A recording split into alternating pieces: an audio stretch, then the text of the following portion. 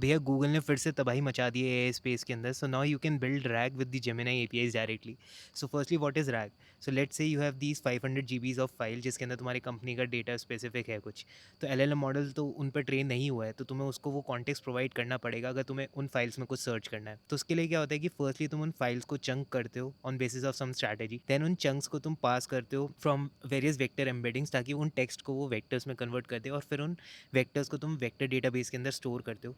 फिर जो भी तुम्हारी क्वेरी होती है उसको भी एक वेक्टर में कन्वर्ट करा जाता है. फिर सिमेंटिक सर्च से उन वेक्टर डीबी के अंदर के वेक्टर्स से कंपेयर करा जाता है और जो भी टॉप के रिजल्ट्स होते हैं उनको लेके आया जाता है. फिर एलएलएम मॉडल को तुम अपनी क्वेरी पास करते हो और वो जो के वेक्टर्स होते हैं उनको पास करते हो और उनके बेसिस पे वो तुम्हें रिजल्ट जनरेट करके दे. बट इस पूरे प्रोसेस में तुम देख रहे हो तुम्हें इंफ्रास्ट्रक्चर कितना मेंटेन करना पड़ेगा. तुम्हें पहले चंकिंग की स्ट्रैटेजी करनी पड़ेगी, तुम्हें वेक्टर डेटाबेस बनाना पड़ेगा एक, उसके अंदर सारे तुम्हें वेक्टर्स को स्टोर करना पड़ेगा, उसका अलग इंफ्रा हो गया. ये भी डिसाइड करना होगा कि तुम्हें कौन सी वेक्टर एम्बेडिंग यूज़ करनी है, तुम्हें अपनी क्वेरी को भी वेक्टर में कन्वर्ट करना पड़ेगा. सिमेंटिक सर्च के लिए भी तुम्हें एल्गोरिथम डिसाइड करनी पड़ेगी और ये सब कुछ करना पड़ेगा तुम्हें एक रैक बनाने के लिए. अब तुम्हें करने की ये सब ज़रूरत नहीं है, गूगल ये तुम्हारे लिए सब कुछ मैनेज कर लेगा. तो उन्होंने अपना गूगल फाइल सिस्टम लॉन्च कर दिया, उसको तुम डायरेक्ट इंटीग्रेट कर सकते हो लाइक योर जेमिनी एपीआईज, और तुम डायरेक्ट इस चीज़ को प्रोसेस कर सकते हो और अपने रिजल्ट्स लेके आ सकते हो.